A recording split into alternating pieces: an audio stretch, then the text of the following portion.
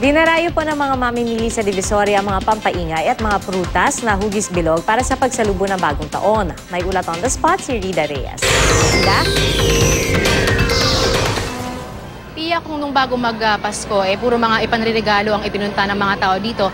Ngayon naman, puro mga pampaswerte at iba't ibang klase ng mga pampaingay ang hanap nila dito bilang paghahanda sa pagsalubong sa bagong taon.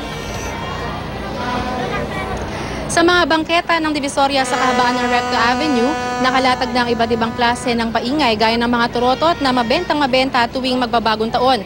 Marami na ang tumatangkilik nito bilang alternatibong paingay kapalit na mga paputok na ipinagbabawal ng otoridad. Sa kabila niyan, di pa rin tuluyang nahihinto ang iligal na bentahan ng ilang prohibited fireworks gaya ng papa, piccolo, bawang at ng watusi. Mga tindero na mismo ang nakakaalam na maya't maya ang ginagawang raid ng mga pulis pero di raw nila maiwasang magbenta dahil may mga tumatangkilik naman daw nito. Patago na lang daw nila itong ibinebenta sa mga customers para iwas kumpiska.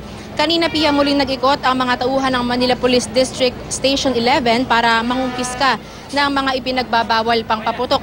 Aminado silang araw-arawin man daw nila ang panghuhuli, di mauubos ang mga inilalakong paputok dito, lalo pat panahon daw talaga ng bentahan nito.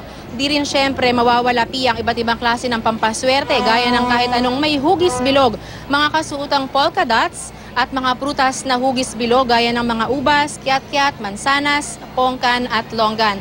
Sa ngayon, Pia, ay wala pa naman daw paggalaw sa presyo ng mga prutas na ito. Mga 3 araw na to, titiyakin ko maraming medyo iba magtatago. Pero sabi nga sa inyo, araw-araw kami na nag-iikot para kumpiskahin itong mga malalasan. Marami pa rin talaga naghahanap. Kaya di natin may iwasan na magtinda pa rin yan. Pinipili ko lang pagbibigyan ko ng pagbata, hindi pwede. Pag mga, kanyari, sa idarang ko, kanyari matanda gagamit, pinagbibigyan ko.